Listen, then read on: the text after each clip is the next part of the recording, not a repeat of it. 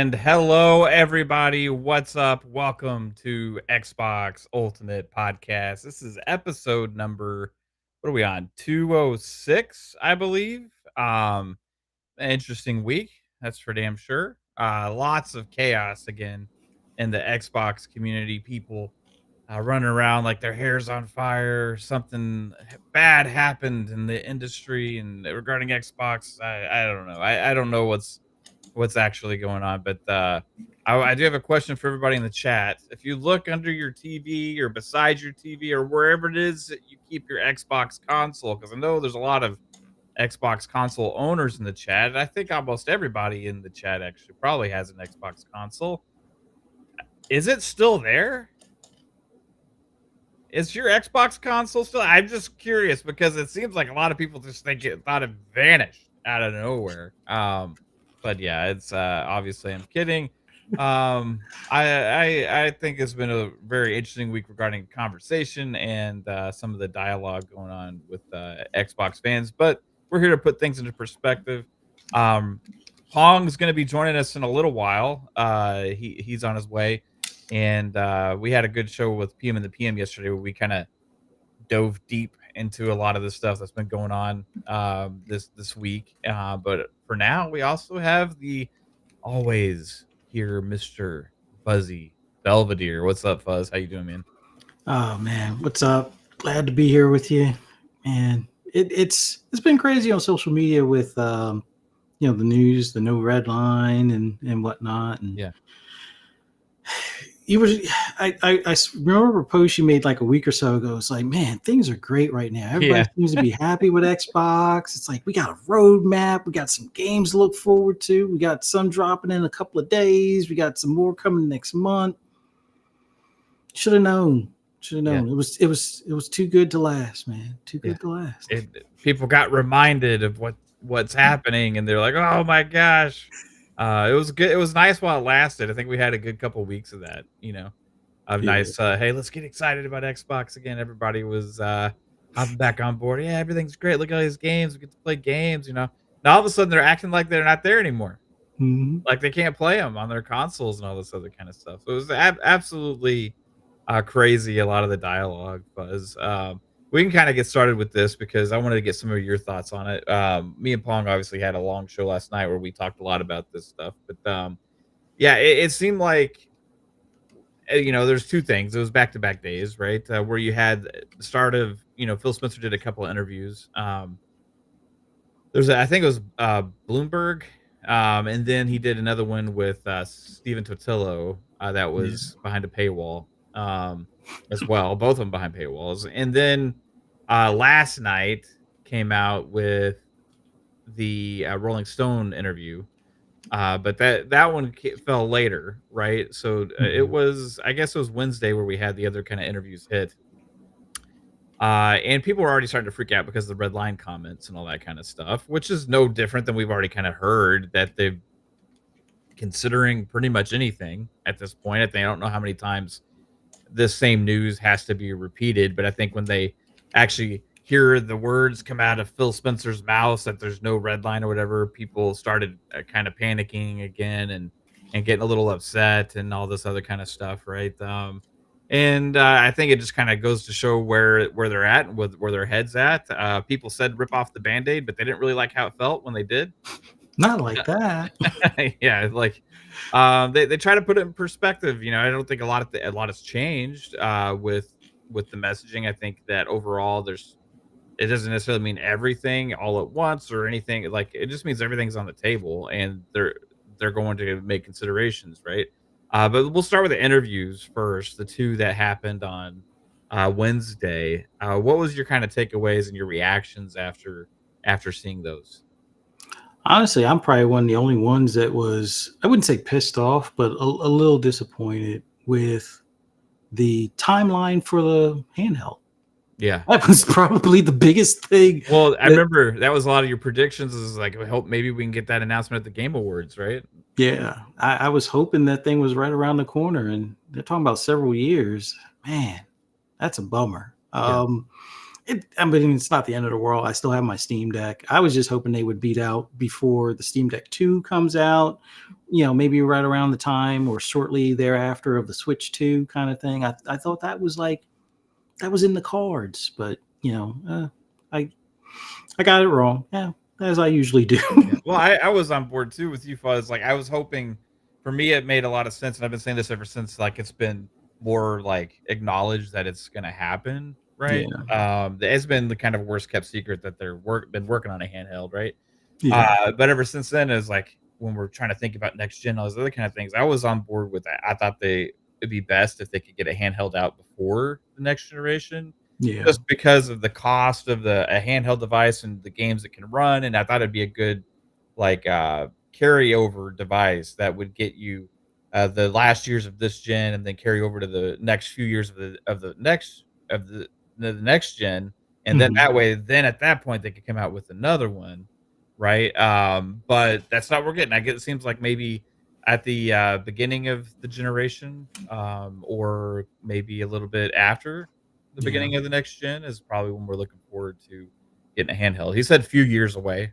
Yeah. So I'm maybe 3 years away. I mean, like 2027, something like that. Something along those lines. I think you're onto something when it comes to like at the beginning of next gen. Like instead of maybe a Series S, maybe the handheld is the lesser powerful slightly, but more than powerful enough for a handheld. Mhm. So I think at that point it might be easier for devs to spec for and stuff like that. But Yeah. we'll see. But that was probably the biggest news and the only real letdown. Like the rest of the news was kind of expected. Like I Yeah. kind of expect, especially given that some climate things have changed. Acquisitions might be on the table, although here Microsoft is being sued at both ends of the spectrum. So we'll see how that goes. But I think acquisitions are on the table, and I know a lot of people were talking like Take Two. It sounds like that might not be on the table unless the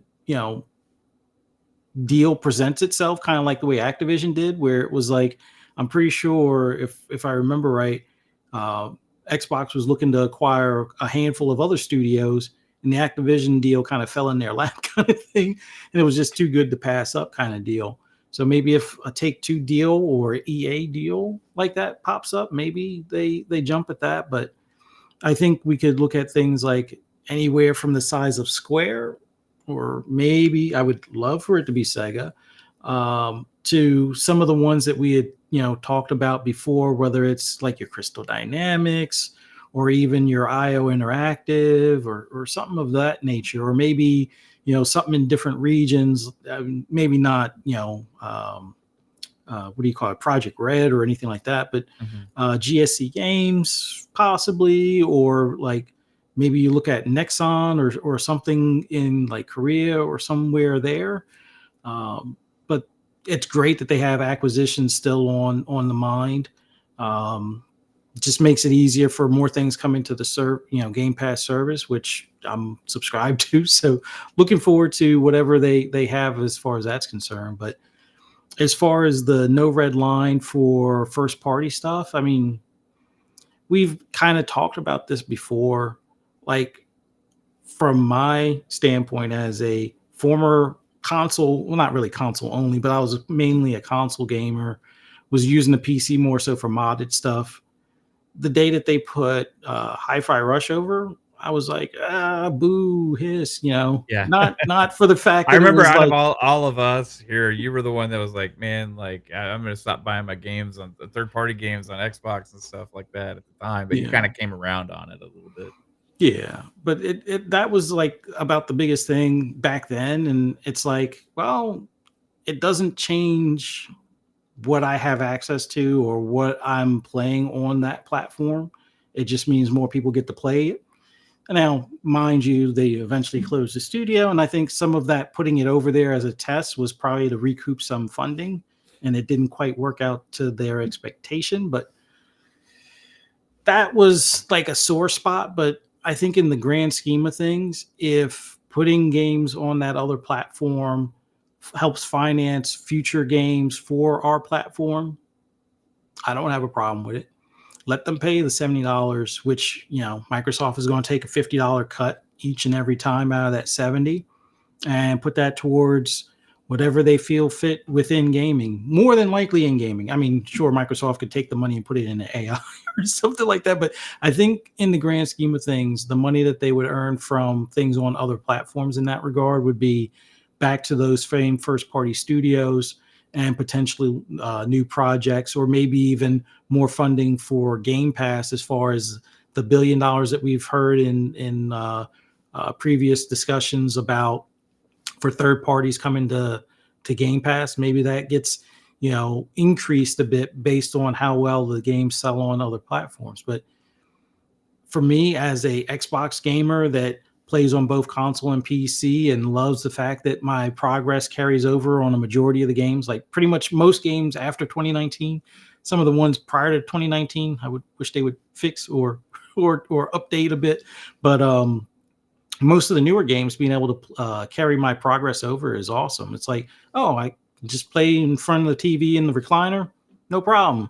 All right, I'm gonna get on my computer and do some emails, or search for new house floor plans or whatever. Oh, Right. you know what? Let me hop on and do a game or something like that, and be able to pick up right where I left off. Like, all of that stuff is still there. All of the stuff that I enjoy, like the quick resume, the smart delivery, the dual entitlement, the cross save, cross progression, all of that stuff still is in place.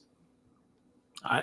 doesn't And change anything for me. So it's the only platform offering all that stuff too. You know what I mean? exactly. Like so there's been a lot of conversation with that stuff.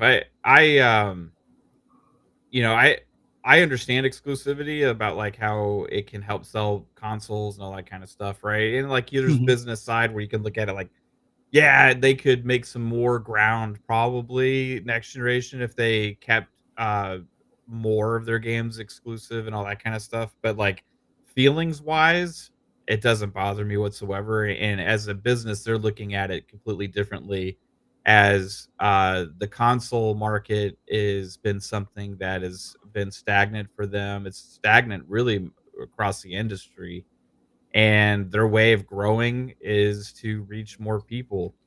And again, like, I keep bringing this up because I think it's very important. The actual playtime on games, right? We see this reports come out from Circana that tracks player data about how much they're spending time playing different games on different platforms. And in the US, time and time again, and again, a new one came out today from Matt Piscatella. And there's this last week, there was one Sony first party game on Sony side that was there on for PlayStation. That was MLB The Show. This Hmm. week, that one's even gone, right? Yeah. So you have in the top 15 played games on PlayStation consoles, you have 3 Microsoft first party franchises. Call of Duty number 1, um, even though it's being played more on Xbox, apparently, higher usage on Xbox, it's still number 1 on PlayStation. Let that sink in for a second. Um, Overwatch 2, Yeah. and Minecraft. Right? All in the top 15 of playtime there. Hmm. On Xbox consoles, there's 4, right? There's Forza Horizon 5, Yeah. and then those other 3 that I just mentioned are still there. Um, Heck, we and even got a Sony first party up there. you're right, Destiny was actually on this one on Xbox, but not on PlayStation. Mm. The PlayStation players are playing Overwatch more than they're playing Destiny. And the PlayStation bought Bungie. Hmm. Right? Like, just let think about that from from a business perspective on what that means for Microsoft and how much they're making off of PlayStation players. Hmm. And they see that money, you know. So, and overall, the fact that those players are playing those games, does it affect me whatsoever? No. So why would it affect me if they're playing another game? It wouldn't. You know, it's really the same thing. It's just different franchises. The only thing that it will do is potentially cause some less Xboxes being sold. Not like I don't think it. drastic number because a lot of players that outside of this sphere of people that get in their emotions and their pride is hurt and their feelings, people aren't really they don't care. Yeah. They just I'm an Xbox player. I'm gonna buy the Xbox. This is where I have all my games, and this is where I have my friends. So this is what I'm gonna buy, or it's because they make the games that I like. I like Halo, or I like Sea of Thieves, or whatever, and they're just synonymous with Xbox. You know what I mean? Mhm. So overall, even just the fact that they're there and they're in Game Pass and all those other kind of things, like adds value for those gamers. And I don't see the 30 million plus gamers all of a sudden deciding, hey, we're just gonna drop ship and start paying more money everywhere else, because of that. I just don't see it happening whatsoever. And they know that. So ultimately, it's like we dare you to leave, you know. And I don't think a lot of people are. I think a lot of people are going to stay and enjoy all the benefits that we have that make it different because those are the real exclusives. Yeah. A Game Pass day and date games, which we have 2 coming next week with Flight Sim and Stalker 2, right? Mhm. Where you have also all those other things that you mentioned as well. So for me, I don't get emotional about this stuff. I look at it like my experience has been only getting better, and I have way more games to look forward to that I'm interested in on Xbox, and that's where I get the best value and the best experience, Yeah. and that's going to continue. The only concern people had, outside of that was, well, they're gonna stop making consoles. Well, again, the numbers don't add up for that. For the people that are locked into the ecosystem and all these gamers that are paying for Game Pass Ultimate, and I try and explain this to people quite a bit, but they make $3 to $4 billion off of Game Pass Ultimate subscriptions and revenue Yeah. yearly, right?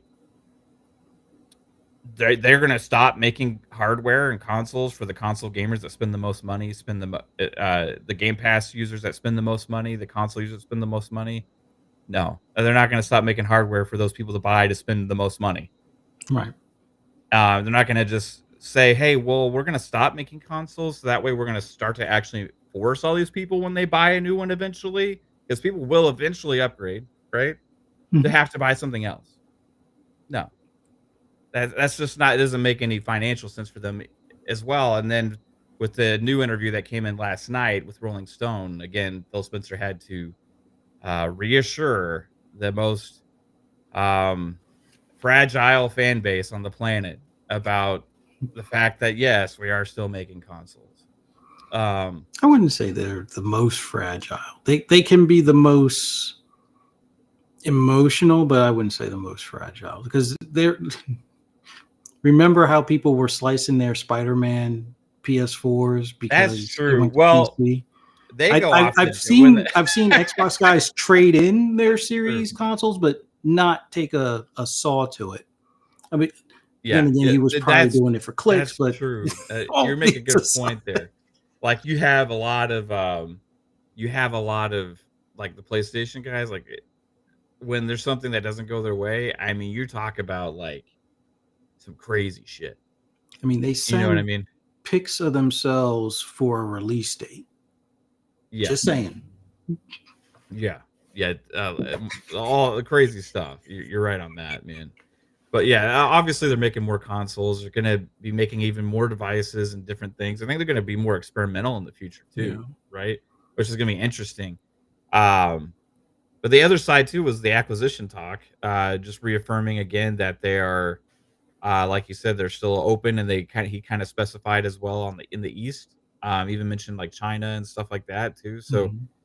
they're definitely gonna have their ear to the ground and look for opportunities. Take Two would be interesting, but I don't think that one is gonna happen just because I don't expect an opportunity. I expect once GTA 6 releases, everything's gonna go bananas for them. Un And Unless it flops. I right, I yeah. I mean, there was a time where I didn't think GTA 6 will outperform GTA 5 because the main writer left, but I'll happily be wrong. I hope they sell twice as many GTA 6 Yeah. copies as they do with GTA 5, but I do worry that the story won't be as gripping, although some people say they don't play it for the story anyway, so I don't think that'll probably matter Yeah. much. Brian Scully says, they're making more consoles. Where's this idea coming from? The ad even starts with an actual Xbox. It's from the fragile, I would say, or the people that need to be reassured. You have I've seen, man, in the comments on some of my posts and different things, the amount of people that say that there will not be making Xbox consoles soon and all this other kind of stuff. It's like they actually really believe this stuff. I mean, they're really set. And then Phil comes out and says that last night because I think they kind of see the metrics of what people are talking about and stuff. So, but like, Well, it's the, just been interesting. well, the thing that cracks me up is people said the same thing when they went and put games on PC. Oh, they'll Yeah, stop making consoles. How did that work yeah. out 10 years ago? Well, you remember the whole drama with Crap Gamer and all that stuff, right? Where that the Xbox community was different back then a little bit, like because Yeah, they Crab Gamer, like, kinda he had, like, stood on a hill and was like, "Oh, this sucks," and I don't want other I'm people canceling playing my my games. Yeah, Quantum Break order because a and PC. You're canceling because a PC guy can play it? Really? right. Yeah, and that's what Phil kinda came back with, and is like, "What's weird, but okay." And, but now I see that same energy from a lot of people because of the ad they ran yesterday, which was different. Like, this ad was the same thing that we already know the ecosystem is, like Hmm. the Xbox Anywhere, right, has had console. They've been doing stuff on mobile for a while now with the apps. They're increasing that as well. They've had PC since last generation, all that kind of stuff. That's already been the thing. We were talking early in this generation, joking around about how people can play Xbox games on their fridges, right? Like, there was a lot of that conversation early on about how everything is an Xbox, and I remember watching so many different podcasts and talking in different people's podcasts and all these things about anytime Hmm. people would bring up console sales and all these other kind of things. All these guys that would be like, yeah, well, it's like console's just a part of the ecosystem. Like when people was like, I'm gonna go get PC, it's like, okay, well, then you're still playing and giving money to Microsoft and Xbox. Like, that's go do that. That's fine if that's what you want. And people were like, "No, it's not an Xbox. It's not the same thing." The blah blah blah blah, all these kind of things, right? But like, there was a lot of people trying to educate everybody on what the Xbox ecosystem is now, saying it's more than just a console. But the second yesterday that they had the ad come out that clearly stated this in a meaningful way, right? Saying this is an Xbox, this is an Xbox, this is an Xbox. A lot Hmm. of these same people that were trying to educate everybody and explain things to people were like, "This is too much." Not Like, like this. yeah, like, "No, not what are we doing here?" Read the room, like, tone deaf and Hmm. stuff, and I'm like, this is the kind of like, we already knew about this Xbox Everywhere thing Yeah. from reports that came out from Tom Warren and stuff earlier this year as well, that this was going to be a marketing thing, that this is stuff that they're talking about and all that stuff, but like, it just kind of freaked people out for some reason. But Hmm. it's something that we already know exists, and we've all talked about how they're doing it, and how awesome it is. But it was weird seeing the energy go into such a negative yesterday from so many people about added features that we get in the ecosystem. I I think, and I listened to you and Pong talk about this last night. I think some of the ones that are upset the most about it have to take a step back and understand that that commercial isn't geared to them. Yeah.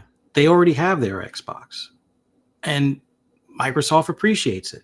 They are going to continue to make games for that platform. Obviously, they want to continue having you subscribe to Game Pass or buying the games directly and playing them on, their console. That commercial was geared towards those that may be on the fence of looking at maybe getting an Xbox as a second console or something, but they haven't quite pulled the plug yet or pulled the trigger yet. And it's one of those things where, well, okay, you've been on that fence these 4 years of this generation and probably however many years last generation. Why don't we fix that for you? You may already have a device in your house or in your hands that can play an Xbox game that will be essentially an Xbox, and that will be the tablet that you probably browse through the internet on, or your phone that you scroll through social media, or your TV that's a smart TV and has or apps on it already like Netflix, or maybe it's not a smart TV. Maybe you have a Roku device or preferably a Fire Stick because they have the app on that. They want to make sure that you know that you can play those Xbox games. If you've been on the fence this long buying the console, let's ease that burden. Let us let you play those games. Try these other devices that can play these games and see how you like it. And if you like it even more or like it enough, maybe you still pick up that console, because I have to believe at some point people are going to want either a better experience or a more fulfilling experience where they either step up to a full gaming rig PC, one of those portable, PC or handhelds, or they wind up picking up the console itself to have, instead of using like the Fire Stick for streaming or something along those lines. So that commercial really wasn't for us. And I know you still should target your primary consumer base, but this wasn't the commercial for them. Like the jump in has always been the commercial for the targeted base, where you can jump from game to game within the Game Pass service or what's on the platform already. You can get your friends to play. Hey, you're in party chat, teaming up and stuff like that before you or while you're getting ready to play. That was the commercial geared for us that already have the console. But this one is for the ones that were on the fence that either weren't going to buy or have been on that fence for so long that they probably weren't going to buy anyway, unless the console, even if there was a deep sale this Black Friday, they might have passed it up. But we got to take a step back. It's not a slap, or it's not intended as a slap in our face. Some of us may see it as such, but it's more so to get more people playing the games. Right. Because unless we're all going to take it upon ourselves to buy 2 copies, which I wouldn't recommend anyway, this is their best way to get more money. Because before Phil did an interview, he was talking about, well, when you're in this business, you have to either find more customers or you have to monetize your existing customer base more. For those that may not understand, that means get more dollars out of you by either raising prices on the hardware or the games, or nickeling and diming you for every little bit of thing that you kind of see over at Team Blue, where you have to pay for your saves in the cloud. You have to pay for upgrades to certain games. The remasters are done more than, new IPs at this point, and they're charging you a full price in many cases for it. And the thing isn't even 10 years old at that point. So would you prefer they do this route to get more customers to spend more money within the ecosystem?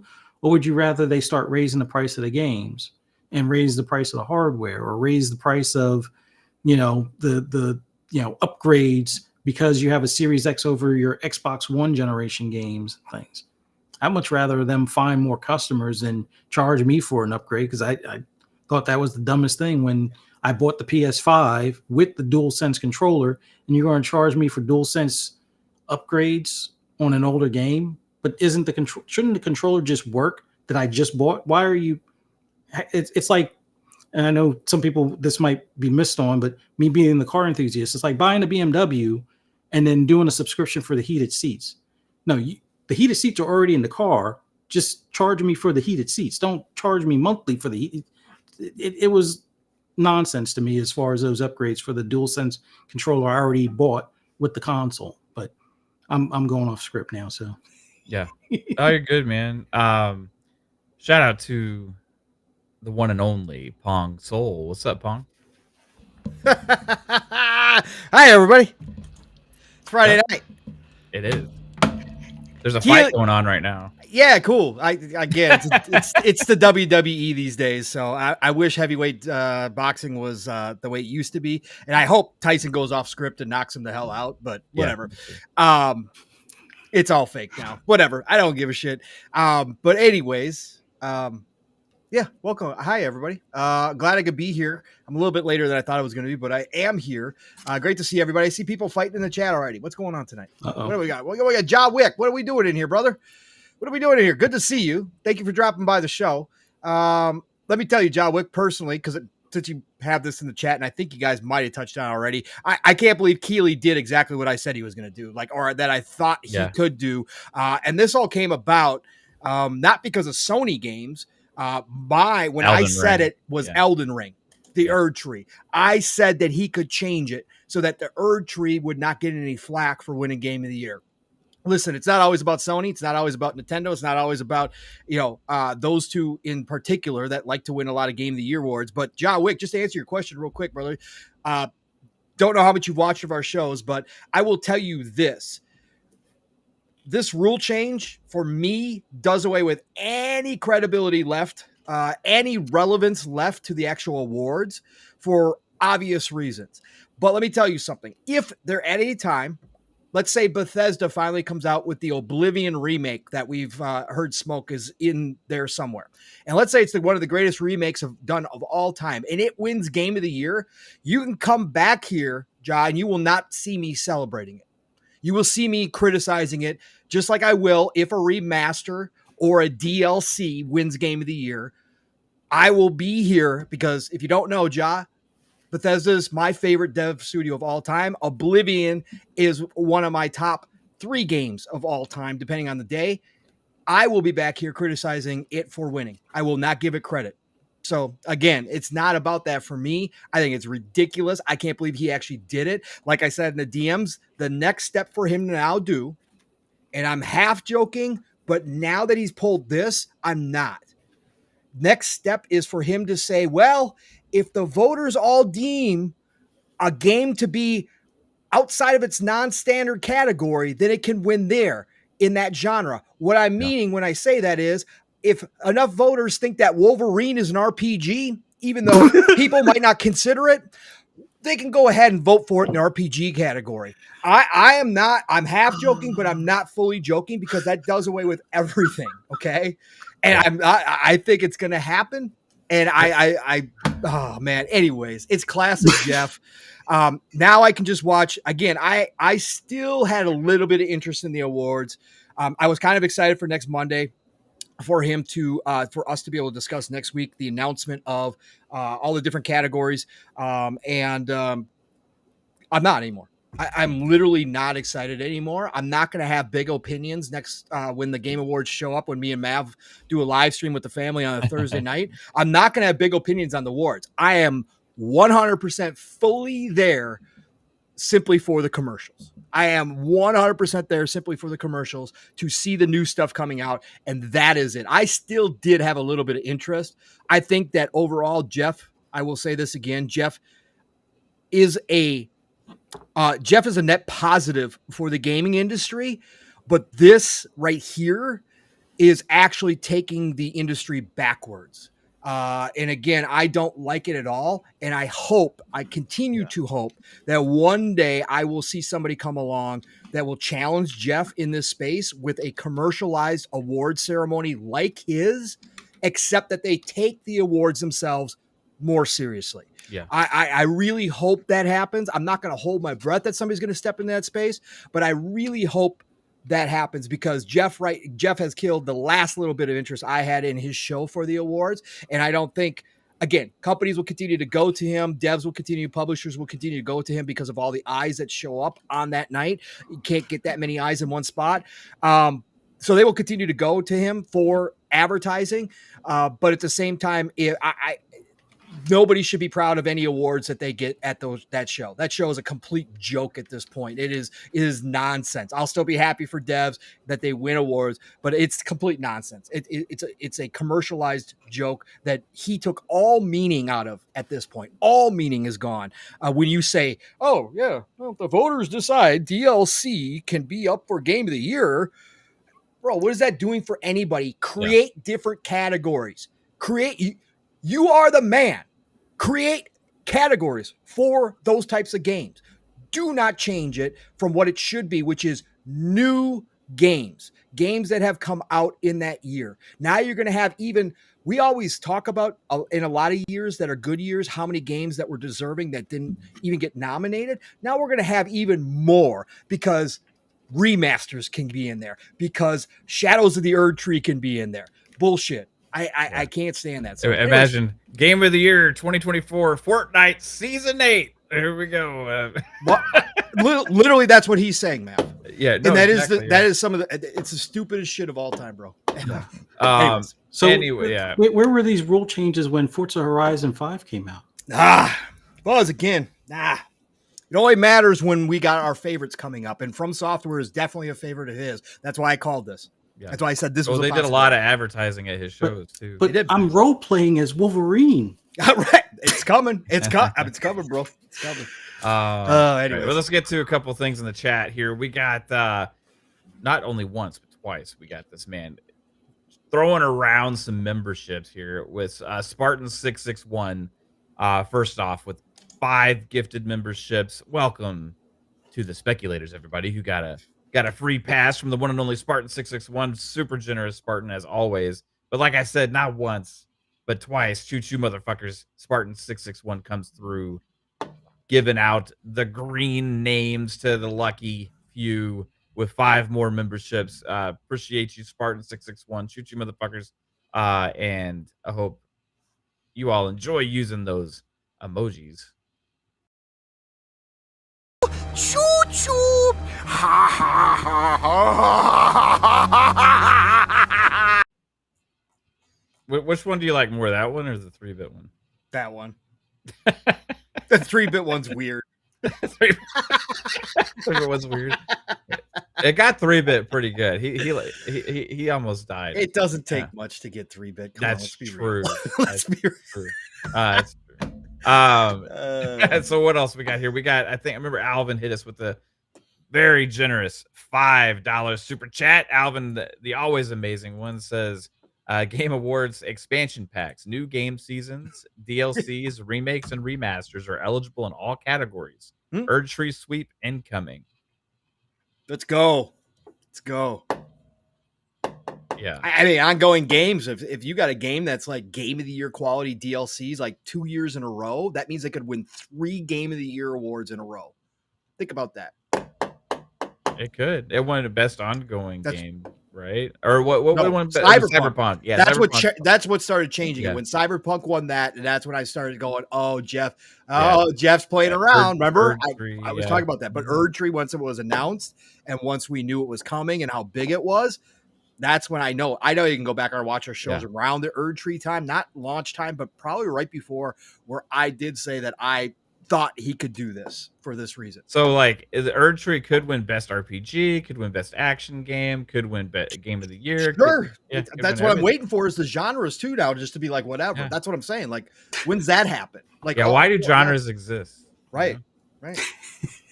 Again, we should just have award 1 through 15. There shouldn't even be titles to them. We should just hand them out. Hand them out like candy. God Emperor Sofa King with a very generous $2 super chat says, they're eating the cats, they're eating the dogs. They're eating the cats, they're eating the dogs. Not no more. Appreciate you, God Emperor Sofa King. You're absolutely awesome, man. Then we got let's see, James Thomas, member for 2 months, says history gonna repeat with Elden Ring and Horizon. Yep. Oh God! Chat's throwing tomatoes at 3-bit. Is he even in here right now? I don't think he is. He gets tomatoes when he's not even around. I love it. He deserves. You guys are great. Yeah, he does. Shout out to 3-bit. But yeah, Mello, man, good to see you. Hi, thanks for dropping in. Hello, Mello. Everybody else in the chat. Hey, shout out to all of you. Appreciate you being here on tonight's episode of Xbox Ultimate Podcast. This is an Xbox. It is. This is an Xbox podcast, that's for sure. So yeah, Fuzz, we were talking a little bit. I agree with a lot of what you said about the about all of the stuff regarding the advertising, the interviews and stuff. I think overall has been, again, a lot of overreaction to a lot of this, just because it's like clearly they're trying to get the message out to more people than the point of it is to get the message out to more people than just the console users that they already have. They're trying to spread the message to other people and like get people to look at, like, if they see an ad, oh, what? I can play Xbox on this? I didn't even know I could do that or whatever. You know what I mean? Like that's the point of these kind of ads, or somebody that has a different kind of device and like, oh, I'm going to try that out. That's obviously the point here. I did have a poll in the chat that just asking, out of the people here, who uses the cloud or the console streaming features, and it seems like the majority of people do, in our chat at least, which is also mainly going to be console enthusiasts are going to be here watching this. So even the console enthusiasts are still using the features that there was featured in that advertisement that everybody freaked out about. Right. So I just don't understand that. I know a lot of the people that were freaking out also use those features that were in the advertisement. Right. Like, oh, this is horrible. Like, how can they be telling people this? Just tell people not to buy an Xbox. Go ahead and tell people, like, I don't know, they're not telling people not to buy an Xbox. They're just letting other people know that they can access Xbox that don't have one or don't have an interest in buying one. But you know what? I think overall cumulative effect, like, does it affect console sales in the long run? I don't know. Maybe a little bit, right? But if it does, they're going to make up for it with more people coming into the ecosystem, and that's ultimately stronger for them and stronger for all of us. Well, the funny thing is, nobody complained about the lackluster PlayStation commercial that came out a couple of days ago. Like, it was so lackluster that I guess that's why nobody's talking about it. What was there? You know, the one where they were like the playground, the city's a playground kind of thing. I don't. It's a feeling commercial. It's not a pump in commercial kind of. It's a brand commercial, right? Yeah. You know what I'm Very saying? Apple-ish. Like there's no games really to be shown, right? So they go with that whole. What are they going to ring show? Around the Rosie on a spinning dial? Like, yeah, right. I guess that's a new game coming to PlayStation, 2025 on their roadmap. No, it's for your childlike wonder.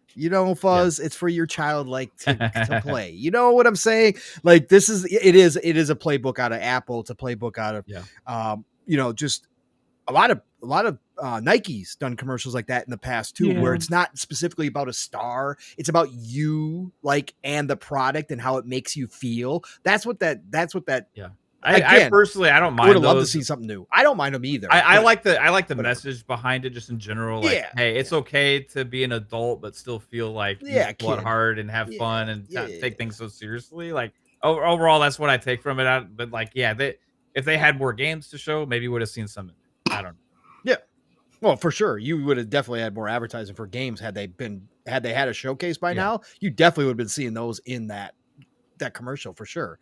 But they just don't have anything. So again, it's just to keep the brand in the people's minds. That's all it is. We're still kicking. We're still cooking. Yeah, but we're still cooking. We're still here. We're not going away, right? That's all that is. Yeah. By the way, you missed Brett Bingham's $5 super chat. Brett Bingham with the $5 super chat. He comes in here and says Jeff Keighley's favorite PS game character is Sackboy, which also happens to be Jeff's nickname at Sony. Wow. Pause. Pause. Bingham. Wow.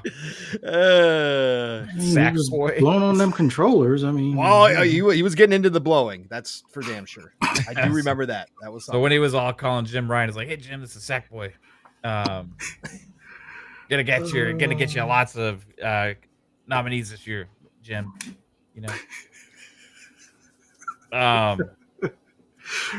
Sackboy. That's great.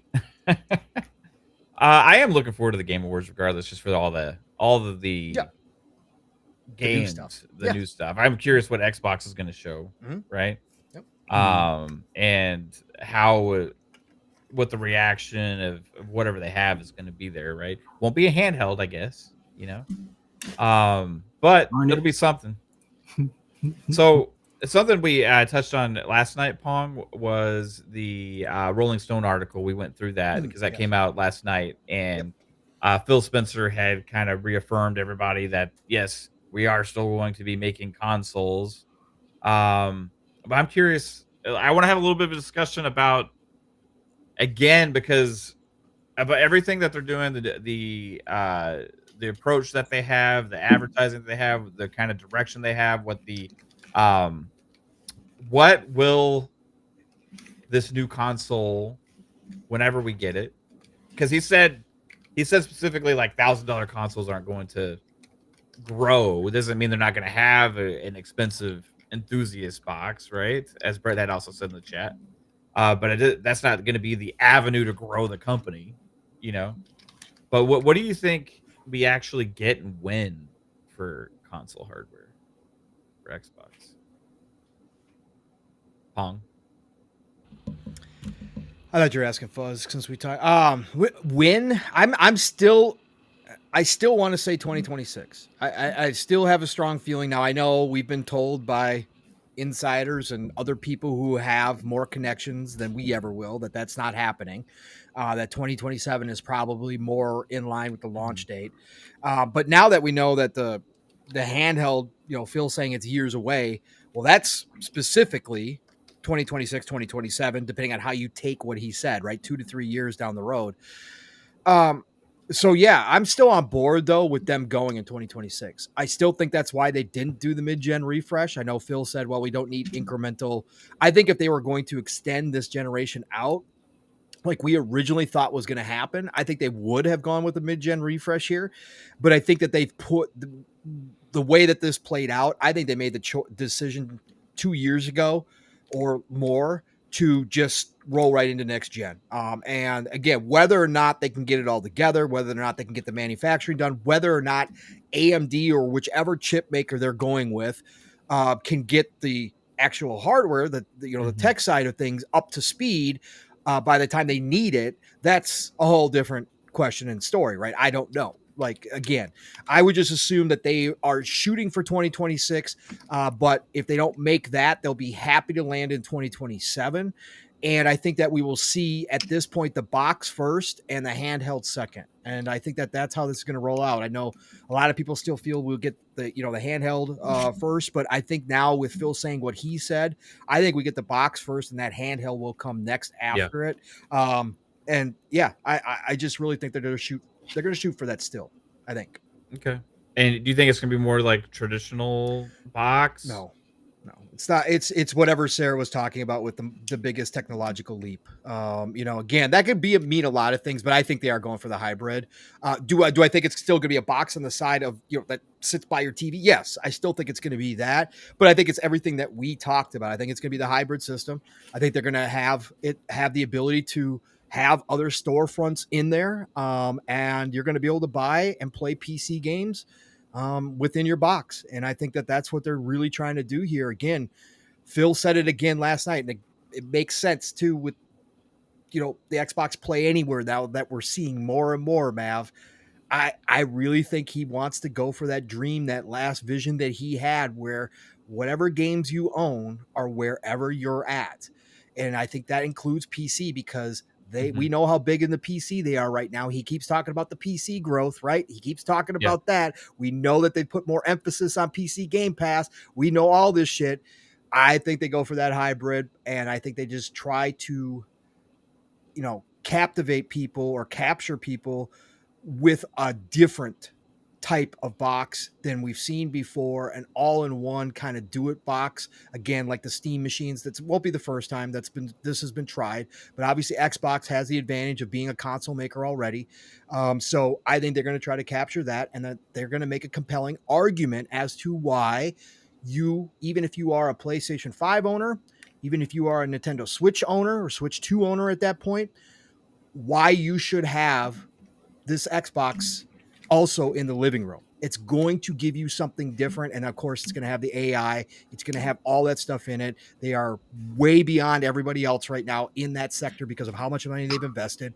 I think they're going to separate themselves here. And that's why I say, and I said last night, I still believe they have a shot at capturing some mind share going into next gen, even if everybody wants to say it's done, it's over with. Sony, there's no more console war, anything like that. Phil saying we're not going to, the console market's not expanding, so we're not even focused on that. I still think they have an opportunity to actually increase the amount of people who own an Xbox into next generation because of the compelling argument they're going to make tech-wise for everybody to own one.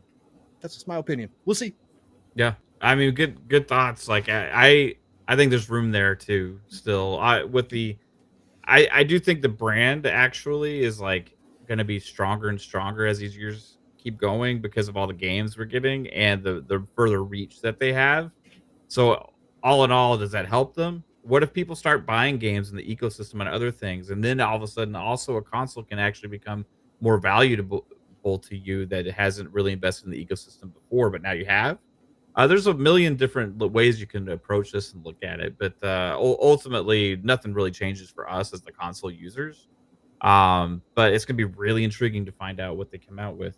Shout out again to The one the and only Spartan 661. He deserves a little extra bab, so I'm going to take over right here. He came in with the 5 bomb. That's right. The one and only Spartan 661 getting on the court with the easy 5 layup, the little finger roll. That's right.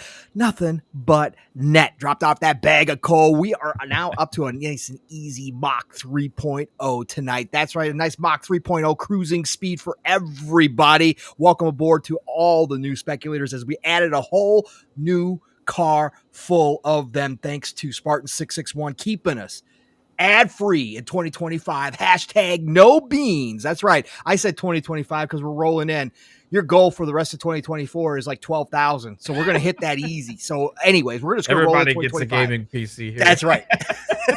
So everybody, thank you for being here tonight with us. And thank you, Spartan 661, for the extra. Never expected, always appreciated. And choo-choo, motherfuckers. Choo-choo. I'm the conductor. This is fun. Choo choo, choo choo. It's a little weird. Hey, Fuzzy likes it. Yeah. I played it for Pong last night, and he was like, "What the hell is that?" Shout out to oh my gosh, Pong. The one and only. That's right, Spartan 661 is back, everybody. He didn't even give me a chance to just relax a little bit because the Spartan 661 flew overhead, dropped off another bag of coal. That's right, we are now up to Mach 3.5 as we added another car full of speculators. Welcome aboard, all you new speculators. Please take your seats. Start buckling into those 4-point harnesses. Pay attention to the flight attendants that are wandering around now, explaining to you how to buckle in and get ready for a nice trip tonight on the speculation hype train. That's right. Thanks to Spartan 661's easy 5 bomb, Mach 3.5 has been reached, and we are keeping it ad-free. Choo-choo, motherfuckers. Choo-choo. Thank you, Spartan. I'm the conductor. This is fun. Choo choo, choo choo. I hate that. Pong hates it. I think I like it more though because you hate it so much. Probably. That's fine. I deserve some of that shit. But that's fine. Go ahead. I just think of what is it? Not the 3-body problem. What's the one where it's like you got one person on the track and then 3 people on this other track kind of thing? It just reminds me of that problem. It's like he just crashes the whole thing. Like, well, I mean, he crashes everything he touches, doesn't he? Isn't that the running joke? We got to blame 3-bit for everything. You know, if you didn't like the advertisement yesterday, guys, 3-bit helped design it. Is that right, 3-bit? Didn't you tell me that? Or no? I don't remember. No? Okay. Anyway. Yeah, it is ridiculous. I know, Dev. So, what about you, Fuzz? Hardware, Xbox console. What year? What is it? What do you think? I'm still hoping they were on track for 2026 as far as new hardware. I was hoping that 2025 would be the handheld. I mean, unless Phil's trying to, play a good game of Texas Hold'em or something like that and just try to, kind of bluff people or something. I was hoping for 2025 for the handheld. But if it's 2026 or later, I'm assuming it'll be kind of a 2-console type of deal. Instead of a Series S this time, we'll get a handheld, and then we'll probably still get a Series X-like console. I don't know what the price points are going to be. I'm going to guess they're going to try to keep it somewhere in the $500 to $600 range. that might be limiting as far as what they can put into the box, but Microsoft has been known to squeeze a few things extra out of their boxes as far as you get more for what you're paying for kind of deal. Like the Series S is one of those where I think the chip inside itself or by itself is like a $400 chip. So getting a Series S at $300 is like they're basically giving you $100 for free kind of deal. Series X, I'm pretty sure, is pretty close to the margins as well. So it'll be interesting to see what they can do.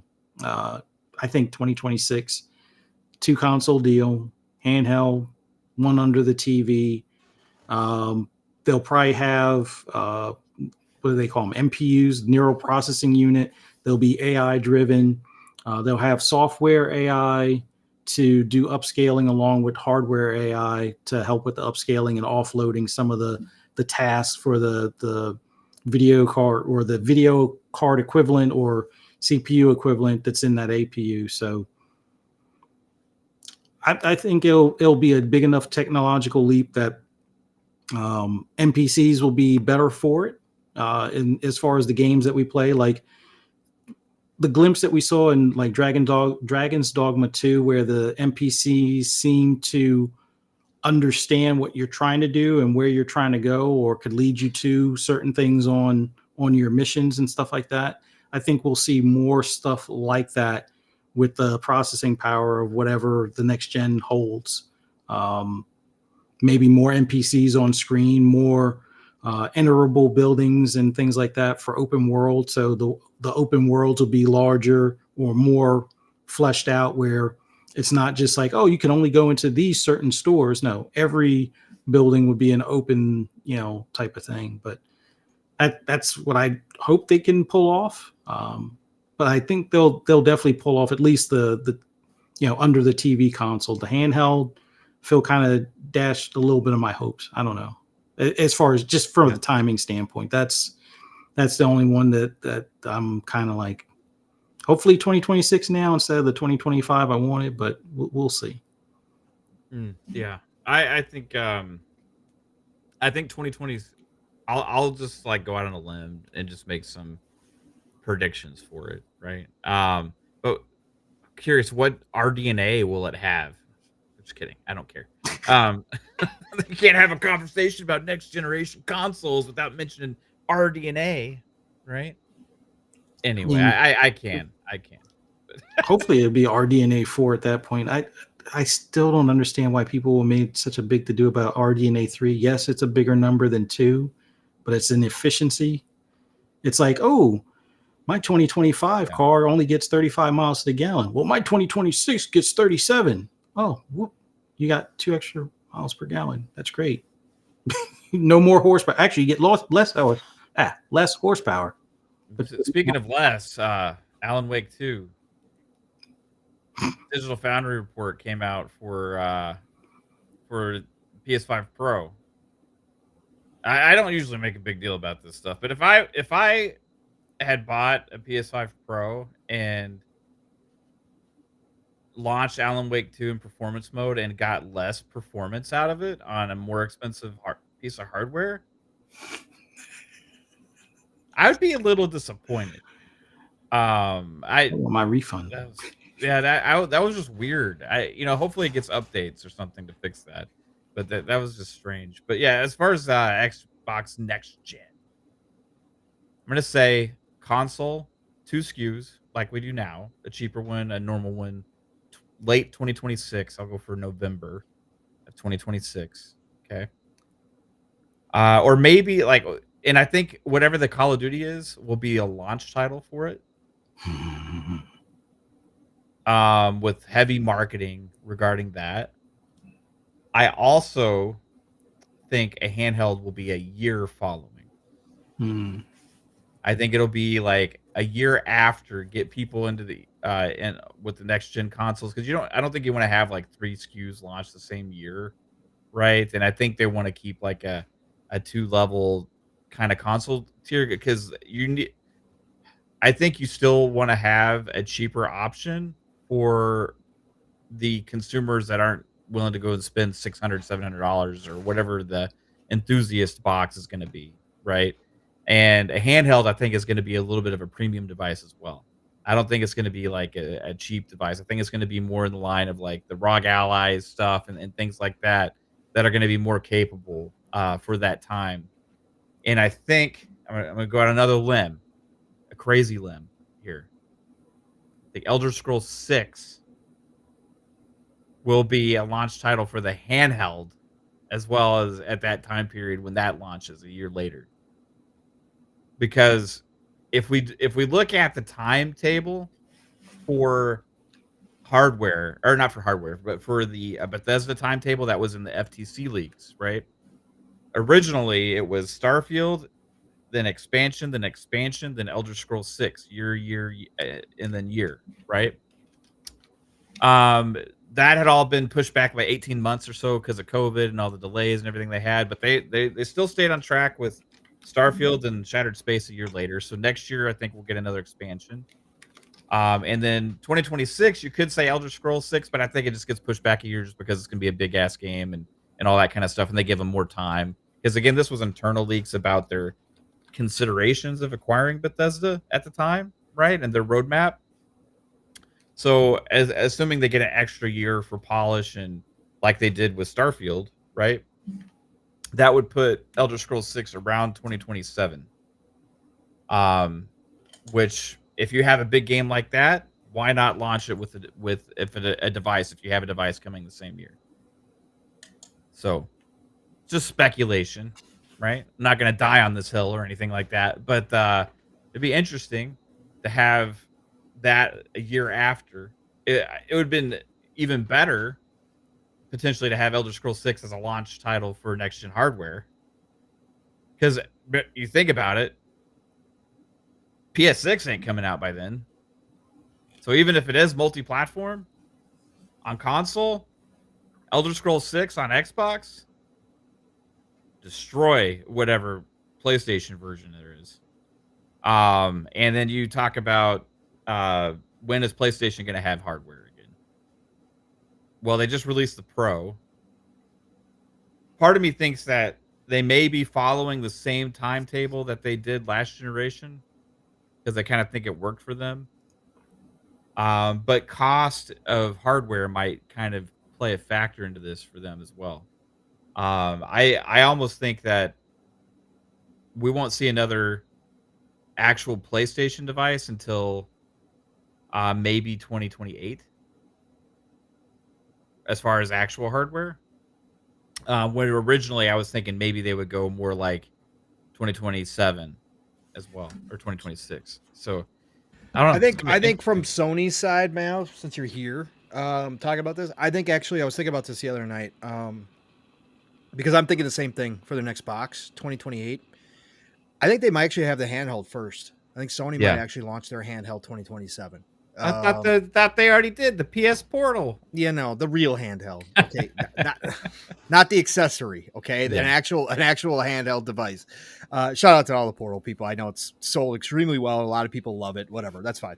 But yeah, PlayStation everywhere. Yeah, the real handheld. I think they might actually come out with that first before the new console. I think that might be 2027. So that would be interesting if Xbox launched their console in 2027.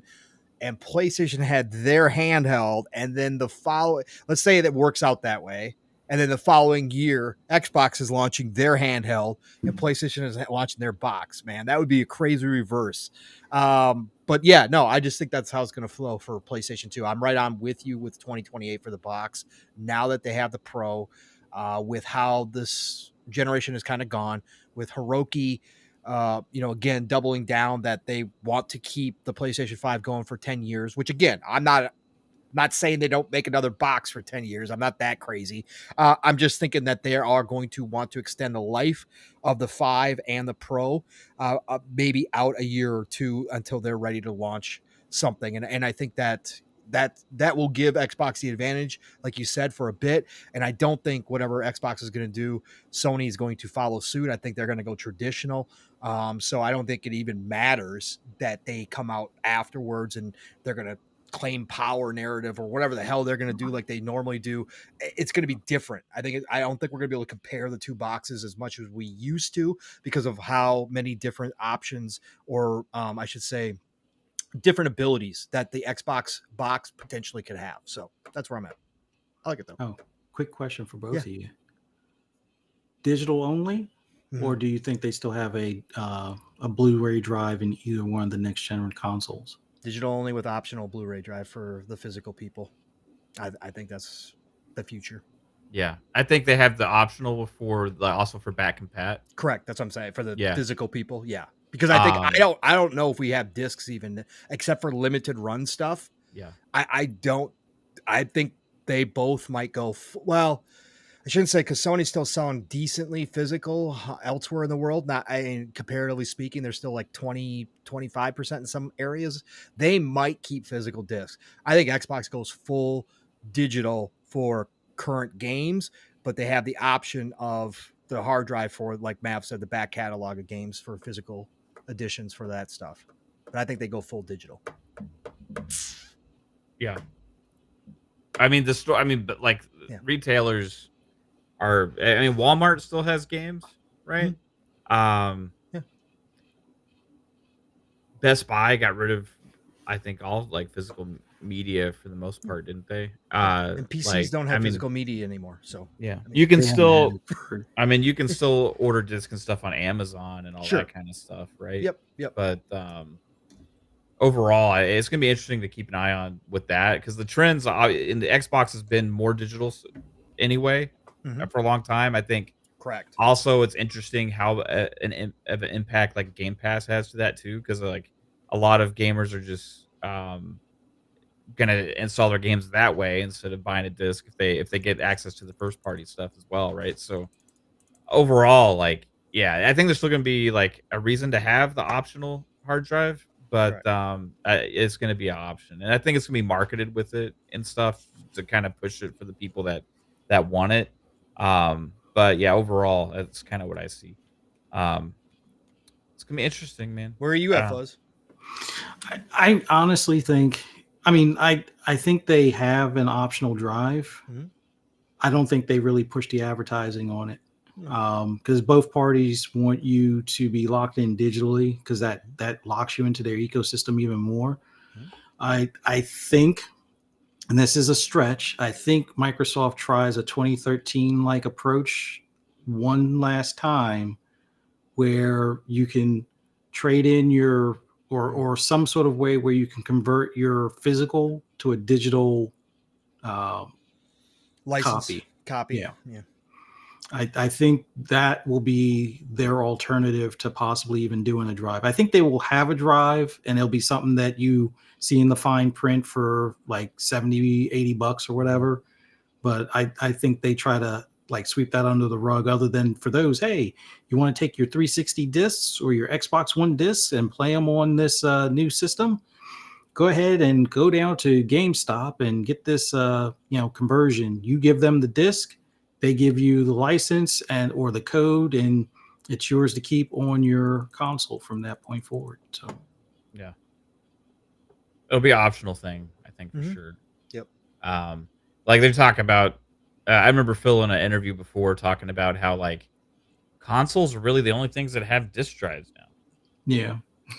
So even getting the parts and places for manufacturing and stuff is not the same as it used to be. So like you kind of like pay more than you would normally have to for these things, like back in the past, right? Because there's just not as many players in that market, right? So like having disk drives put in the boxes is like kind of in a way for manufacturing a little bit of a headache for them, even just in that regard. Like cars aren't putting them in. Like you don't have it for like we don't buy CD players and shit like that. You know what I mean? Like this just disk drives are kind of a technology of the past in a way, and the consoles because of the gamers and the physical media and collections that we all have been really kind of the last holdouts. You have Blu-ray players for enthusiasts, right? But those don't sell like they used to. So you have like the 4K like Blu-ray players, and you have like video files and stuff that are really gonna appreciate that extra level of fidelity and all that kind of stuff. But those are like you don't go to a electronics store or something and just see, oh, look at all these Blu-ray players. You know what I mean? Like it's not like it used to be, right? So Yeah, they're kind of um like the audio files that yeah, listen to either like the raw or I forget what the other like higher quality sound is. Like there are some that still do it, but it's like they're like 0.1% of the overall market, and they have to find stores that just cater to those formats and things. But Well, let's not discount the fact too that in that that form of media is all on the disc. Right. So we yeah, we don't get the whole game yeah, on the disc anymore, right? So but true. movies, they're all on the Blu-ray, right? You're not just getting a license anymore. Same with music. If you still go buy CDs or whatever, you still get the full album. Like, it's not like you're just getting a digital copy. That's the nice part about that. But I think that Xbox, specifically Xbox, because of everything that they've talked about, if they don't have some way of starting, and I believe, Fuzzy, like, it'd be cool if they did what you said, and I think some people would take advantage, but really Xboxes talk so much about people being able to bring their libraries forward with them. Like, they have to kind of honor that, and again, they don't have to push it, but they have to Mhm. offer a drive for the people who want to stay digital. Because let's be real, even if they offered the chance to transform over to digital, there's only going to be a percentage that do it. There are people that will die on the physical hill forever. Yeah. There are those that I honestly do believe that have said that they will just go completely retro once everything goes digital, that they'll just be playing a physical disc. Again, how big a percentage is that? I don't know. But again, Xbox has made it. Phil has made it a priority. Sarah's come out now as the head of Xbox and doubled down as well on that. And so I do think they have to just kind of honor that system by offering a optional drive that does attach to whatever their current console is. Again, it's not that expensive. They don't have to make it in high quantities. They can make it in smaller batches. They can charge a little bit extra because whatever the cost is going to go up. But for those people that absolutely want to keep their physical libraries, it will be there for them. And I think that that's all they really have to do is just make sure they have that option for those people. That's it. yeah. Yeah. I want to tackle one more thing with next gen before we get into more of the game awards, because I want to have more discussion about what you were ranting about earlier, Pong. But as far as the consoles go, I want to get some thoughts on what games we think will be launch titles for the next gen hardware. What? And I know I'm putting you on the spot, but you got anything, Fuzz? Any ideas? Yeah, just because of some of the timing stuff that I remember hearing in the background, I figure, well, the easy one is going to be Elder Scrolls. Um, Elder Scrolls 6 will probably be like more of a launch title. I'm going to go out on a limb and say State of Decay 3. It's just getting into its more serious production. It's been in like pre-production for a bit, but it's now all hands on deck for Undead Labs, and they've grown the studio a bit. But I still think that that's 2026 or later. E-Day is a question mark. Like, I think that's one that they do as a launch title, but it's still cross-gen. I think all Just the titles. because, I think all of them will be cross gen. oh yeah, Yeah. yeah, all of their launch will probably be a cross-gen type of deal. But I think that's the one that some on that will stay on the series consoles will be a little upset, but then they'll realize, yeah, they could still play it. It's just that it may not look as pretty as it does on the next gen. Um, but I think that's one that they kind of hold. And I don't know if they need a Halo in the same year as E-Day, but I wouldn't be surprised if it's not too far from. Like, maybe you get E-Day at launch and you get the next Halo the following holiday. I don't want this to be the case unless the next gen is 2026, but I'm going to say Forza Horizon 6. Ooh, I don't know what that looks like that as a far away? cross gen though. Like I can imagine what they're going to do for the series consoles equivalent, but I don't know how far they could kick it up a notch. Was For five was cross gen, wasn't it? no, no wait, Five. Yeah, I think I'm pretty sure. Was it? no, I don't remember. Was five cross gen or not? it had to have been because I think it came out 2019 and the series didn't come out until 20. Well, actually, 2021. 2021.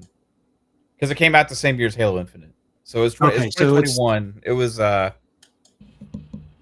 trying to remember, chat. Help me out. Forza Horizon 5. Was it Xbox One as well? Or was it just it is okay.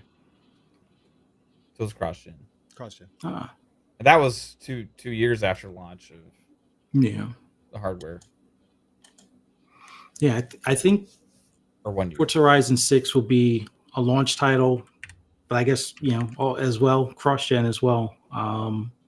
So you got Horizon 6, State of Decay 3, Elder Scrolls 6, and E-Day. I think are your main go-tos, and there'll probably be some other ones in there because they're going to have some strategy game. Actually, you know what? I'm a call on Audible. You get E-Day as well as a Halo Wars 3.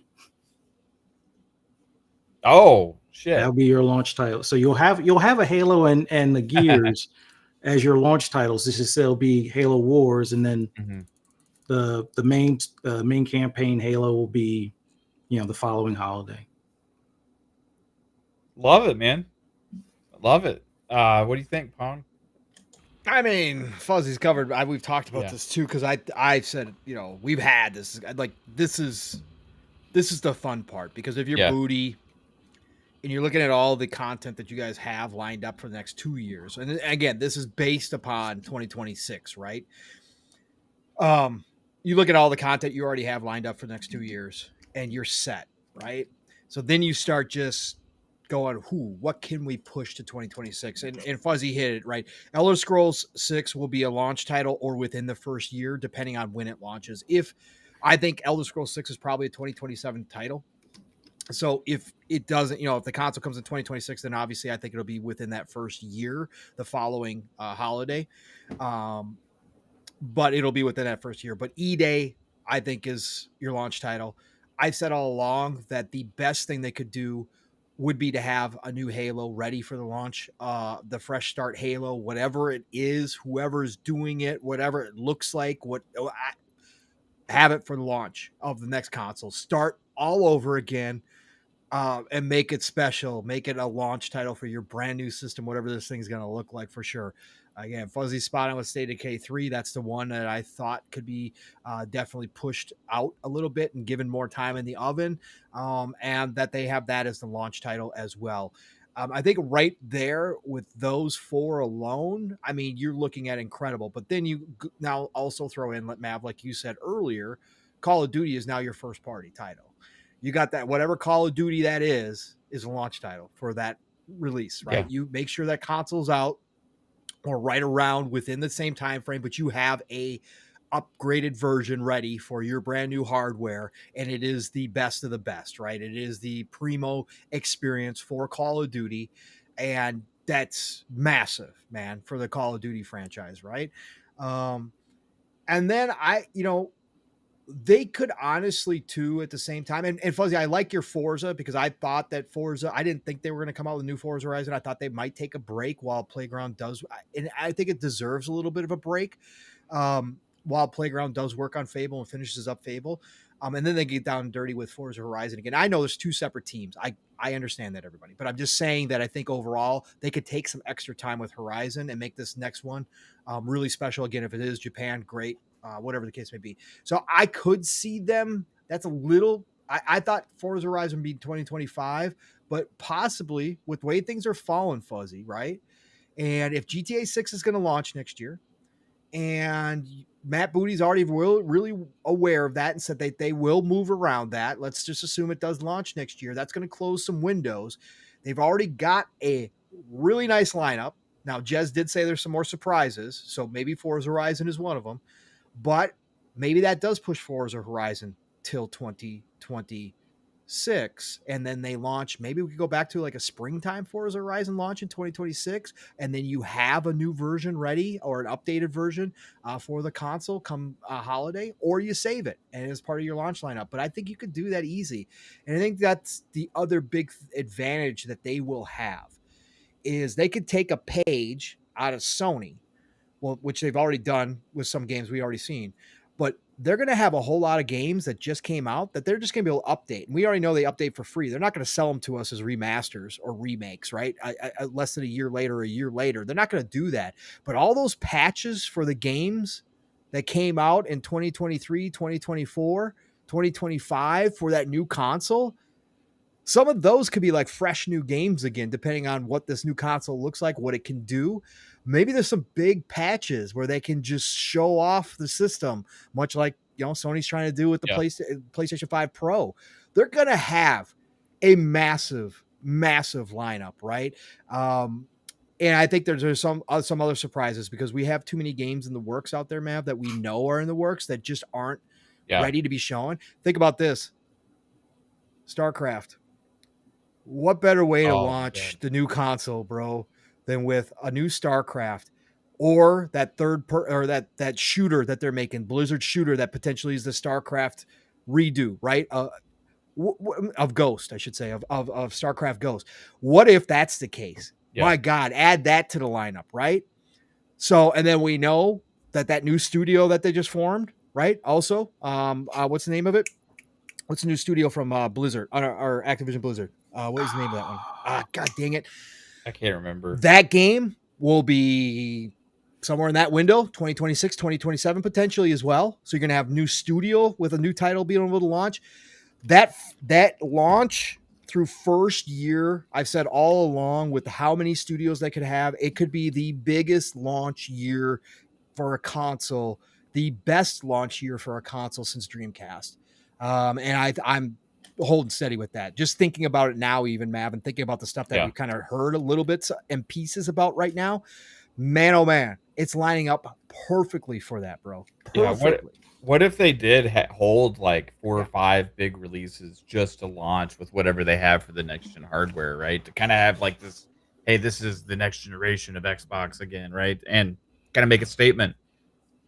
They got enough games to be able to do something like that, right? They do. So I've been trying to wrap my head around it when we're having the conversation, and I like Gears E-Day for it, right? I think that's a good one. I'm going to throw Gears and Halo. Yeah. With Call of Duty. I saw somebody in the chat earlier also say Blade. Oh yeah, that's right. Shit, that might be right on too. Yeah. I think 2026 for Blade probably, right? Because they started in 2022 roughly when they got the IP, right? Yeah. Brett Bingham reminded us of the studio Elsewhere. Yeah. Elsewhere. Thank you. But yeah, that'd be dope as well. A Blade. We got Gears E-Day. I'm hoping we get a Horizon before then, so I'm not going to throw that in there. Right. But you want a racing game, and I don't think it's going to be motorsport because I think they're just going to keep carrying this one over and updating it and do really cool stuff. Yeah. I don't think Halo is going to be ready yet. Okay. Because they just switched to Unreal Engine 5. They just did the whole, this is our sandbox now. We figure out how to develop. We have these multiple projects going on, unless they have like a smaller project with one of those. Well, ones of certain affinities. That's the one that could be maybe, right? Because they were already working on that, and it was already rumored that they were already in the Unreal Engine or whatever at the time, and that this is going to be they went bigger, right, with whatever their next thing is. So that's the one it could be. Yeah. But I'll give them an extra year. What about Outer Worlds 2? Oh, geez. That's a good one. They're not going to drop it could drop next year. It could, but we haven't heard anything since the little tease, and that was a fake tease. Right? So Outer Worlds 2 is going to be 2026, 2027 from Obsidian's normal pipeline. Yeah. Fuck, man. I like Fuzzy's State of Decay 3 as well. Yes. I think that's a good one. I'm going to throw Perfect Dark on top of that. I mean, if you had this, like, just realistically, Perfect Dark, State of Decay 3, Blade, Gears E-Day, right? It's so Um, much. then I think you maybe have, like, something Double Fine, like a platformer kinda game, right?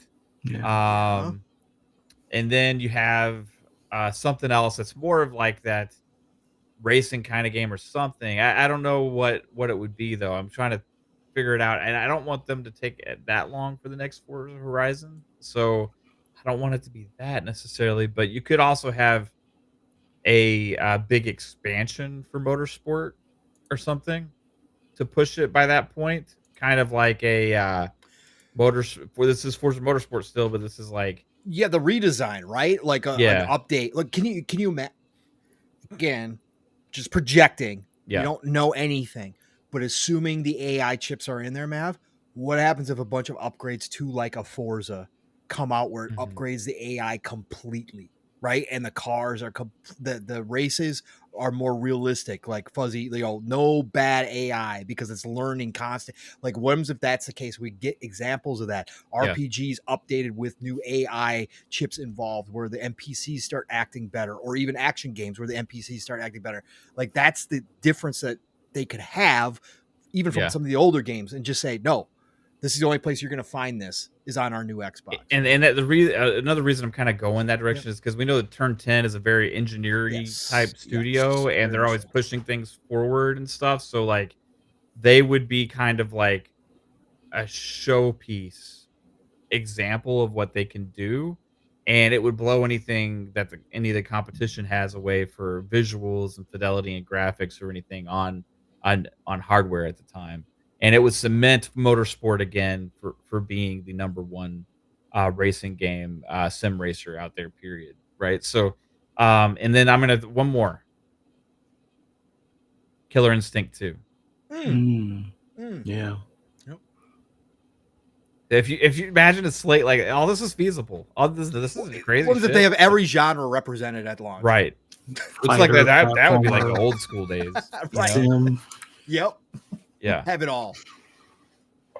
Mm. be amazing, Would right? be amazing. If you threw your StarCraft in there too, I mean, I'd Yes. be like, "What the hell?" That'd be Right? insane.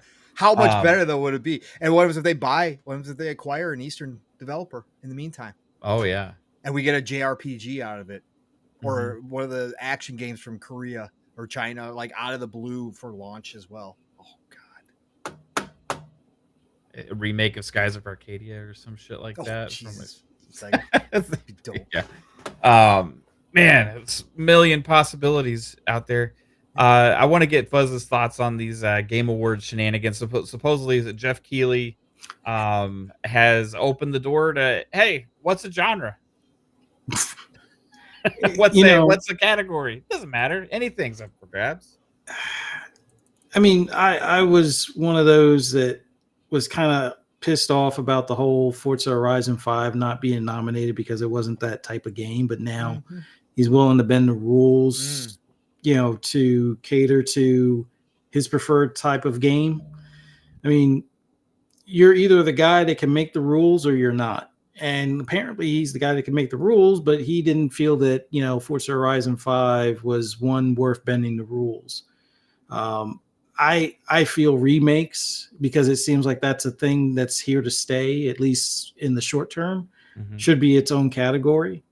I said that last year, and I will continue to say it until he listens or he figures out because of loss of viewership or whatever the case is. Especially if these remakes are less than 10 years old. Like I some remakes, I just don't understand why they're even on the table, but we know what a certain platform is, doing at this moment. But outside of those shenanigans, like, somebody just really needs to compete against him in making an award show. And I get it from a marketing standpoint. You want the game of the year on the box for the holidays or before the holidays, so that way it can sell some extra copies. I really feel a true game award show that's going to have a game of the year should be no earlier than January 2nd of the following year. That way you include everything from January 1 to December 31 of the previous year for the year of, of games. That way you don't have this omission the following year of like something like, although probably because it's coming to PlayStation, they'll consider it. But like Indiana Jones is coming out before the award show, but it's not in time for it to be in reviewers' hands, I guess. Let's see if anybody even remembers it. Even if they all give it tens and it's the best acclaimed title for this year or next year or whatever, let's see if it makes the award show type of thing. So with that being said, somebody needs to just compete against this show and be a better award show and still keep it as entertaining or even more entertaining. Have a mixture of people that are not just of a certain preference as far as when it comes to platform. Anytime you tweet 30 times on small news for one platform and big news you tweet 3 times, it goes to show your bias, which is fine. You can have your bias, but if you're going to run what's supposed to be an objective show, you should probably either take a step back or just have a better mix of voices that are doing the evaluating. So this whole genre thing, outside genre, that's fine. That would have made more sense to do a couple of years ago, to some extent, but I'm going to hate having what they consider, and when I say they, the same, and I hate to be harsh, the same idiots that said Spider-Man's an RPG or that Horizon Forbidden West is an RPG. Yes, you're idiots. And I'm going to tell you why. You're role-playing as the character that cannot play as any other character than what they're determined to be in that game from start. The whole purpose of an RPG is to have the ability to play as you want and as who you want. Well, you can have a main character. If you want to be a stealth character, you could be a stealth character and you put, resources into being that stealth character. And that's what your archetype is for within that game. You're not just going to be a stealth character. Oh, but by the way, I can also switch real quick and be a running gun type of character, or I could be a rogue, or I could be you can't do those in Spider-Man. You can't do those in Horizon. Yes, you could be a stealth character. Yes, you can go guns blazing, but you're not doing RPG-esque like things to spec into that or training your character accordingly. You're just basically making either your weapons or your armor more powerful by adding more materials that you find by picking leaves or killing Dinobots and whatnot. So I don't know. I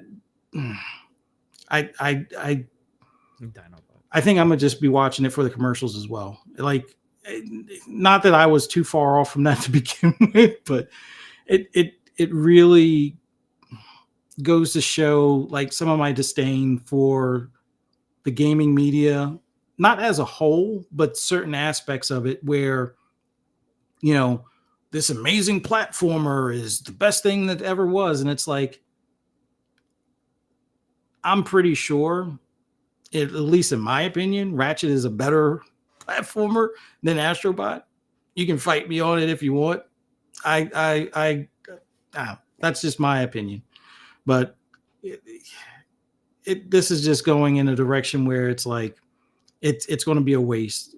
Instead of focusing on or celebrating the devs or the contributions to the art, we're just going to be fluffing our favorite or their favorite titles and giving them multiple awards for being their preferred game. Like I prefer the outlook, what I see as far as like the joystick awards and was it BAFTA or something like that? Those, I guess, are the true award shows where the art is respected and the genres are defined and whatnot. I guess I'll have to watch those. Maybe they just need somebody that's more entertaining doing the stuff outside the awards, I guess. Yeah. To garner the audience or something. But yeah, it's a crap show. It'll be a crap show at this point. Is how I see it. Like the awards are just kind of the excuse for the show. Hey, I played this game a lot last year. Here's an award for that. I'm sure it'll be entertaining and fun to watch with the awesome games being shown and all this other kind of stuff. But like the awards for this are kind of meaningless at the end of the day. They mean a lot to the people that win, I think, Right. right?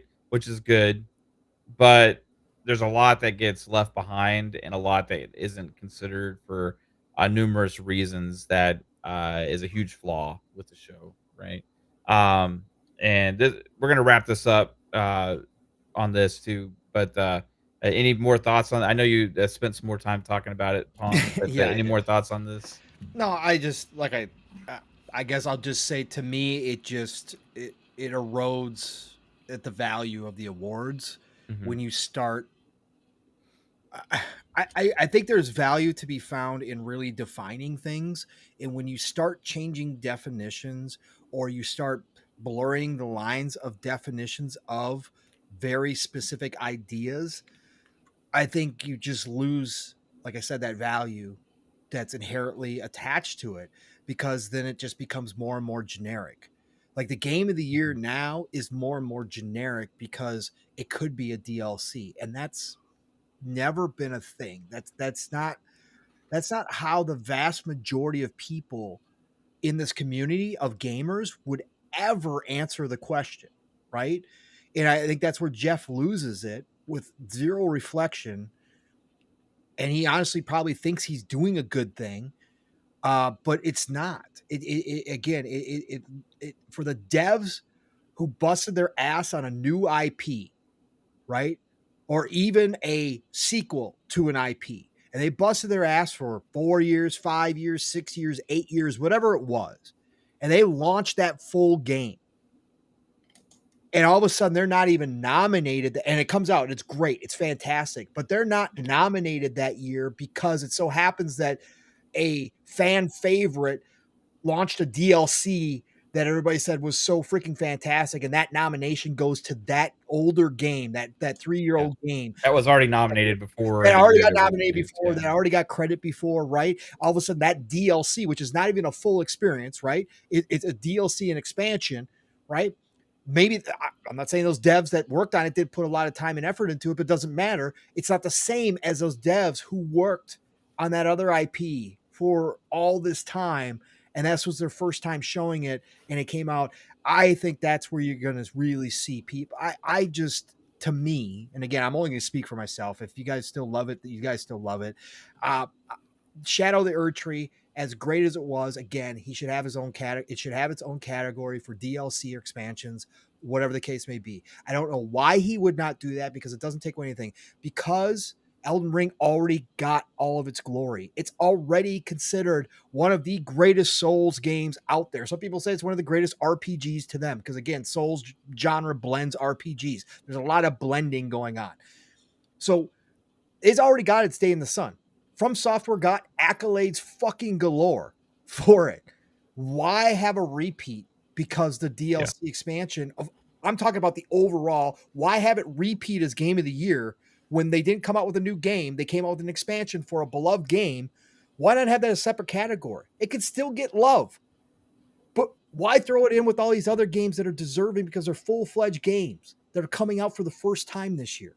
Like, that to me is what sucks. And again, it was the same thing. Like I said, I had this, I had the start of this rant when Cyberpunk won ongoing game of the year.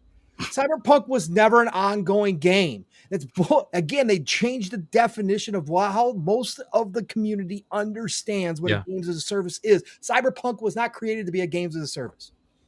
Okay, it wasn't. And then never mind. I'm not gonna go back through that rant. Yeah, these are the reasons why you create Yes, it's like this says, categories. like, this is the Yes. reason why you create categories to fit And these you things keep in, right? definitions, though. That's my main point. You Mhm. keep the definitions solid. You don't make them murky. You don't, because that ruins it. It takes the shine off of it.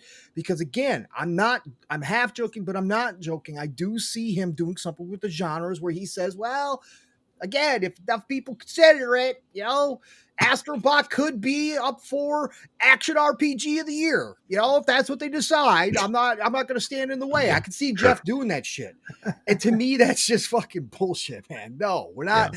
Yeah. So that's where I stand. I think it just dilutes it. It diminishes the value associated with the awards overall. That's all. Yeah. I'll end it there.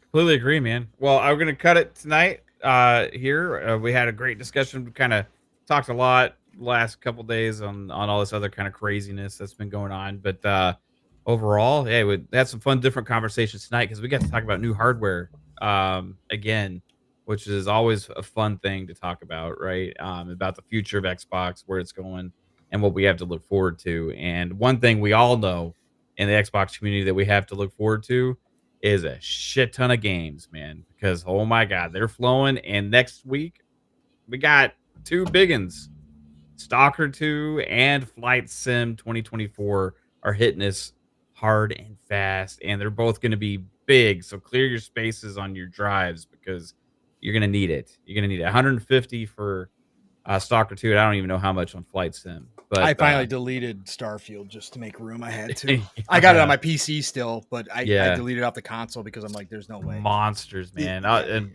Black Ops 6 Season 1 is awesome. Yes. Too. That had a huge update too, 50 gigs. Yeah. Jesus. Oh, God. It's crazy. Yeah.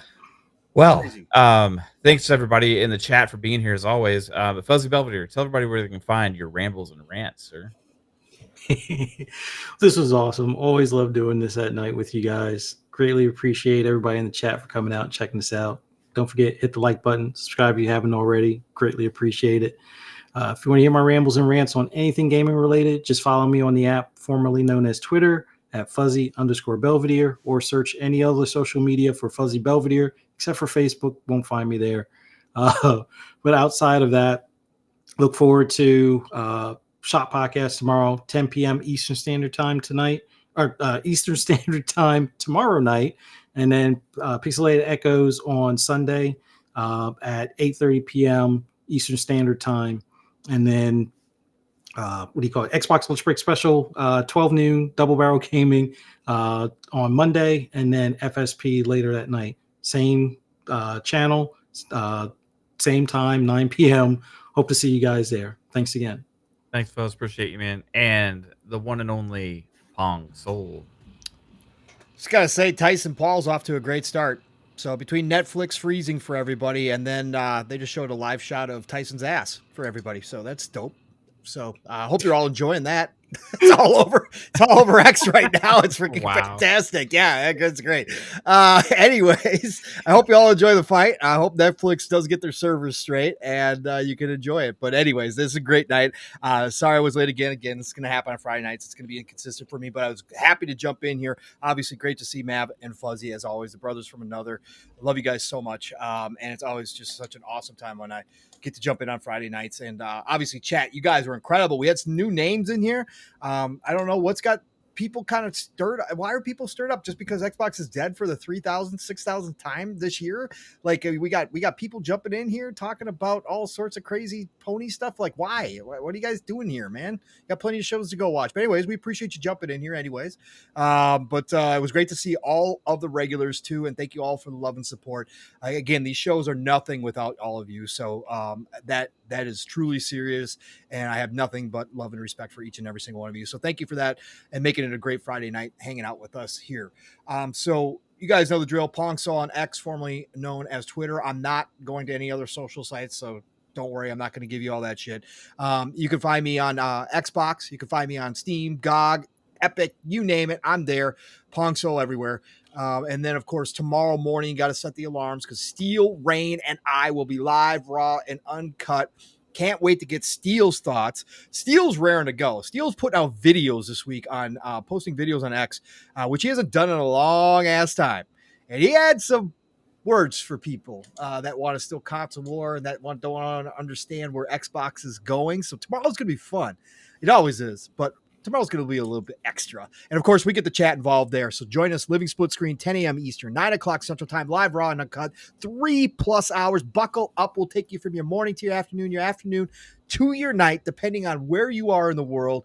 But we will keep that energy. We will bring the energy for you. So join me and Steele tomorrow morning. No shop podcast tomorrow night. We did confirm that with PTK. We are going to take this week off. He's got some stuff going on. So we are going to take tomorrow night off. We will be back next week, I'm assuming at 10 p.m. Eastern, 9 o'clock Central Time. So we're going back to our same hours because PTK's work doesn't allow him to switch the hours up. So we're going to go back to that. But this week, nothing. So enjoy your Saturday night. And then, of course, next week it starts all over again. Tuesdays, it's Double Barrel Gaming, the channel. Boomstick, the man, 5 days a week. But Tuesdays, it's All Good Things Green, the Xbox Factor podcast. Be there for that 12 p.m. Eastern, 11 o'clock Central Time. Go check out that crew. My week will start right here with the Mav. This guy right here on the Fun Speculation Network with PM and the PM Pong and Mav and the PM. Go check out last night's show. Mav and I had some really great discussions on some of these topics. 7 p.m. Eastern, 6 o'clock Central Time every Thursday night. Otherwise, it's the golden age of gaming, people. Please get out there, wherever you're playing, and it's 1,000 different things right now. Don't matter. Play what you love what you play. I'll talk to y'all real soon. Have a great night. Right on, Mav, appreciate it. Everybody, you rock. Again, thanks for tuning in. Audio listeners, you're amazing as well.